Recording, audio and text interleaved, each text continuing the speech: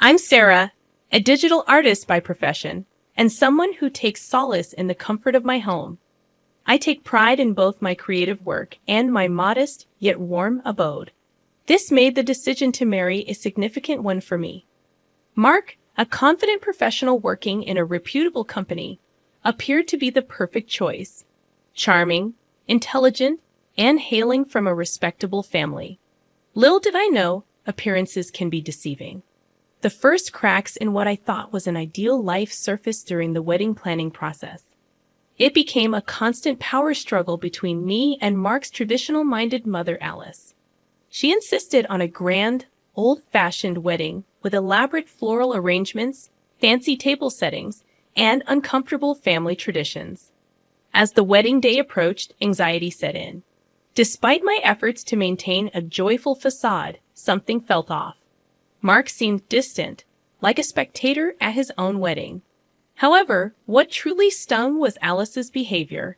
Stepping out of the car in my carefully chosen wedding dress, I felt her judgmental eyes scrutinizing everything from my attire to my complexion. In a cold tone, she criticized my dress, leaving me embarrassed. Mark remained silent, failing to defend me. As the day unfolded, Alice became determined to find fault in every detail: the music, the food, and even my 12-year-old sister's table manners.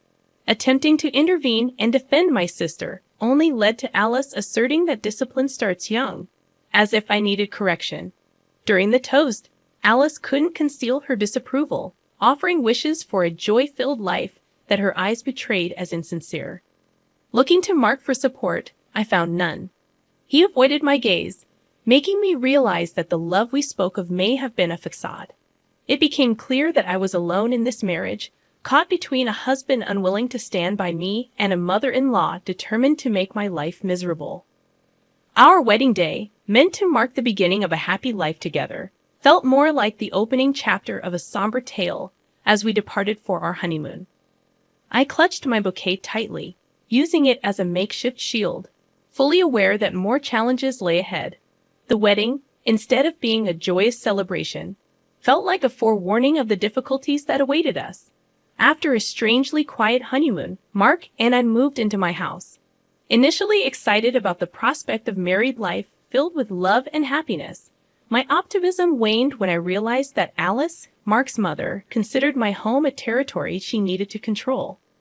Within a few weeks of our marriage, Alice started making unannounced visits, asserting herself as if she owned the place.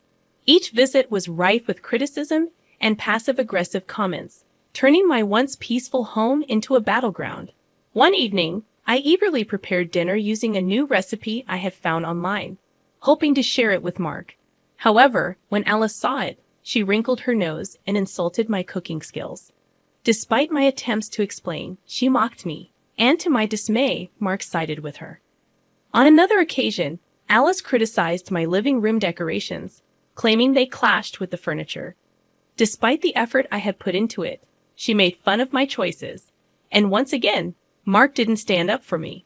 Instead, he suggested that I could use Alice's help next time, making me feel like my home was being taken over. The painful realization struck me that the man who promised to support me not only allowed this emotional harm, but also joined in. Feeling utterly alone, I couldn't comprehend the depth of the isolation I experienced. Both Mark and Alice seemed determined to disrupt the peace I had cherished in my home. Hoping for improvement, I longed for Mark's support, and I naively believed that Alice might grow tired of bitterness. However, my hopes were shattered when one evening, Alice arrived at our door with bags and boxes, declaring that she was moving in with us. Shocked, I questioned Mark about this decision, but he seemed fine with it. As Alice began unpacking, treating her move as a final decision, I pulled Mark aside, my hands shaking with a mix of anger and disbelief. I expressed to him that it simply couldn't happen. Our marriage was already strained, and Alice moving in would only exacerbate the situation. Mark sided with his mother, insisting that we needed to adjust to her presence. Frustrated, I questioned when he would adjust for me and stand up for our home and marriage. Mark avoided my gaze, claiming it would be rude to ask her to leave, and so, Alice moved in, plunging me deeper into my nightmare. Her relentless criticism extended to everything, from how I arranged the furniture to how I did the laundry, and even how I breathed. Mark remained silent, allowing her behavior to persist. Yet it wasn't just the constant nitpicking that wore me down. I stumbled upon a bag of prescription medications hidden in the kitchen one day, pills for anxiety, depression, and sleep disorders. When I confronted Alice about it, she became angry, asserting that I had no right to snoop around. Mark sided with her, claiming they were her private matters. It was a colossal betrayal, leaving me feeling numb. It became evident that Alice wasn't merely a difficult mother-in-law. She was akin to a predator, dismantling my defenses and seizing control of my life. Mark wasn't just distant or uninterested. He was part of the problem, contributing to the destruction of our marriage. In that moment, as I witnessed Alice's smug smile and Mark avoiding my gaze, I made a pivotal decision. I refused to be a passive spectator to this tragedy unfolding before me. It was time to take charge of my life, even if it meant distancing myself from those who were supposed to be my family. However, fate had another surprise in store for me, pushing me to finally put an end to the act my life had become. After Alice unexpectedly moved into my home, my life transformed into a never-ending nightmare. She scrutinized my every move, critiqued me for the smallest things, and her presence loomed over me like a dark cloud. Personal attacks became the norm, insulting my love, looks, intelligence, and even questioning my abilities as a spouse. One evening in the living room, Alice launched an attack on my career, or what she perceived as a lack thereof. According to her, a good wife should have a job, and she doubted I could do anything worthwhile. I defended myself, asserting that I did indeed have a job, and my income played a crucial role in our household. However, Alice remained unconvinced, questioning why we resided in my modest house instead of a grander one that reflected her son's dignity. Before I could respond, Mark, who had been absorbed in his phone, sided with his mother. He remarked that I could do more, and we could aspire to a better life. It stung deeply, feeling like a profound betrayal. Mark left the room, and in a hushed tone, Alice whispered, "He'll always be my son. You're just the girl he settled for." Turning away, I grappled with a mix of anger and embarrassment. As I gazed at our wedding photo, I pondered how my love story had transformed into a cruel drama. The nightmare intensified when I discovered an unidentified packet of pills hidden in the kitchen. Confronting Alice led to her anger, dismissing it as none of my business. When Mark entered the room, he scolded me for snooping, revealing there was no us in this marriage. Mark wasn't merely failing to protect me, he was taking Alice's side. I felt like a stranger in my own home, suffocating under their combined disapproval. Yet their actions fueled my determination not to be broken. I would endure this nightmare. Then, an unexpected opportunity arose. Mark's friend Jake invited us to a party, and despite my reservations, I was coerced into attending.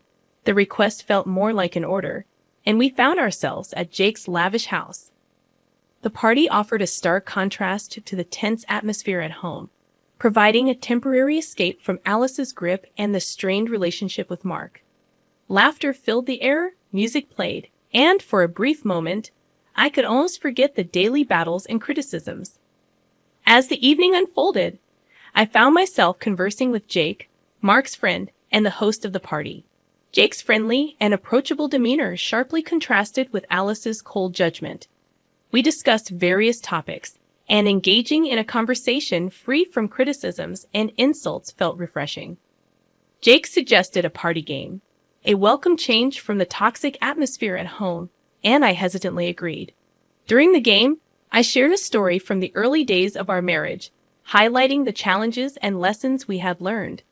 The room echoed with laughter as I recounted some of the humorous mishaps we had experienced. It felt liberating to share a part of our story, even if only in a game. Afterward, Jake pulled me aside, expressing concern about my situation at home. He had observed the tension and encouraged me to stand up for myself, refusing to let them mistreat me further. His words were a glimmer of hope in the darkness that had enveloped me for so long. over the next few weeks. As I pondered my life and the choices I had made, I came to the realization that I deserved better than the constant emotional abuse and the suffocating feeling of being trapped in my own home. With Jake's support and encouragement, I took small steps toward reclaiming control over my life. I began attending therapy sessions to build my self-esteem and develop strategies for navigating the toxic dynamics in my marriage. The journey wasn't without its challenges and setbacks, but my determination to break free from the cycle of abuse and regain my sense of self-worth remained unwavering. Over time, I engaged in candid conversations with Mark about the need for change in our relationship. It was a difficult process, but he gradually recognized the toll that Alice's presence and his own indifference had taken on our marriage. Together, we started setting boundaries and actively worked on improving our communication. The path to reclaiming my life was challenging, but it was a journey I was resolute in pursuing. With the support of friends like Jake and newfound determination, I began rebuilding my self-confidence and finding my voice. Step by step, I knew I had the strength to overcome the nightmare that had consumed my life for far too long. During the first half hour of the party, everything seemed okay. People laughed, clinked glasses, and music filled the air. However, as the night progressed, I noticed Mark growing more distant. He spent more time with others than with me, and when our eyes met, he seemed annoyed. Eventually, Mark disappeared, and my search for him among the guests proved unsuccessful. Turning to less crowded areas of the house, I heard a soft giggle followed by Mark's unmistakable voice. My heart sank even before I reached the door where the sounds emanated. Taking a deep breath, I opened the door to find Mark with another woman. They were oblivious to my presence for what felt like an eternity.